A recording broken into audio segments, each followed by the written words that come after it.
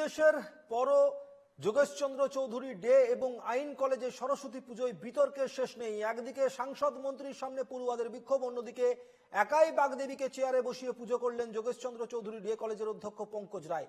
তার অভিযোগ, ডে কলেজে পড়ুয়ারা পুজোর আয়োজন করলেও তাকে জানানো হয়নি।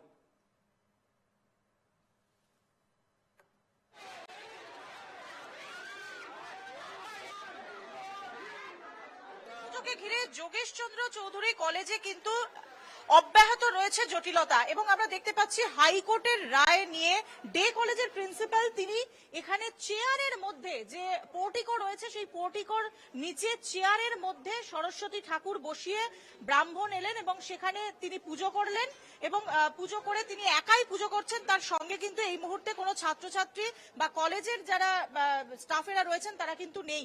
আপনি একা পুজো করছেন।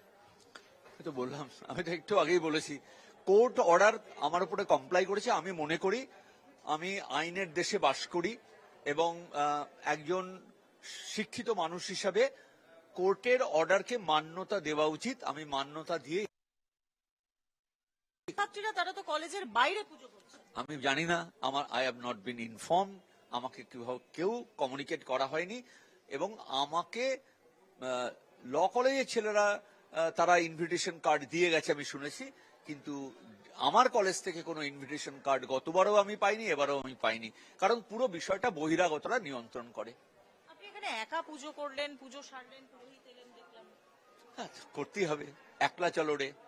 বহু আগে তো বলে গেছেন কবিগুরু, যদি তো ডাক শুনে কেউ না আসে তো একলা চলো রে।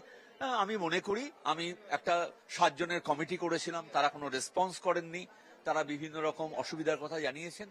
তো আলটিমেটলি কোর্ট অর্ডারকে মান্যতা দেওয়ার জন্য আমি একটা প্রতীকী পুজো করলাম। মানে ঠাকুরও আপনি নিজেই নিয়ে এসেছেন? হ্যাঁ, আমি আনিয়েছি, মানে সব পুরো কলেজ ফান্ড থেকে কিন্তু আমি করিনি। আমার মানে এটা এই সামান্যর ব্যাপার জন্য আমি এর মধ্যে যাব না। কলেজ ফান্ড কি পেয়েছেন? কলেজ ফান্ড তো ডিসবার্স করেছি, আমি কেন পাবো? কখনো প্রিন্সিপাল কি বাজার করেন নাকি? এটা আমাকে করতে হয়েছে কোর্ট অর্ডারকে মান্যতা দেওয়ার জন্য। ছাত্রছাত্রীরা কলেজের ফান্ড ডিসবার্স হয়েছে। কে পুজো করছে, ছাত্র কি অছাত্র? ৭৬,৫০০ টাকা এখনো পর্যন্ত ১,১৩,৫০০ টাকার মধ্যে। মানে এই নিয়ে আপনি কি প্রথম বছর এভাবে পুজো করলেন? হ্যাঁ, এবছর করলাম। গত বছর তো এরকম, এবার তো বিলাপিলেটেড কন্ডিশন দেখছেন যে ছাদ ভাঙা হয়েছে, জায়গা সংকুচিত, তার জন্যই আলোচনা করে এটা করা উচিত ছিল, এই জায়গায় যাওয়া উচিত ছিল না। আর আমি কারো বিরুদ্ধে অভিযোগ করিনি, যেটা বাজারে বলা হচ্ছে। আমাকে অভিযোগ জানানো হয়েছে, যেমন অন্যকে জানানো। আমি প্রাপক, আমি প্রেরক নই চিঠির। সুতরাং যে লেখা, যে শব্দবন্ধ তা আমার উপরে বর্তানোর চেষ্টা হচ্ছে। আমি চিঠিটা পেয়েছি, আমি চিঠিটা কিন্তু কাউকে পাঠাইনি। না, কথা হয়নি, দেখা হচ্ছে,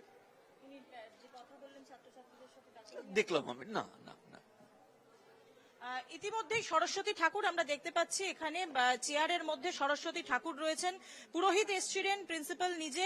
তিনি বলছেন তিনি হাইকোর্টের রায়কে মান্যতা দিয়ে প্রতীকী পুজো সারলেন একাই। এনকেটিভি বাংলার জন্য জয়দীপের সঙ্গে দেবারতী ঘোষ, কলকাতা।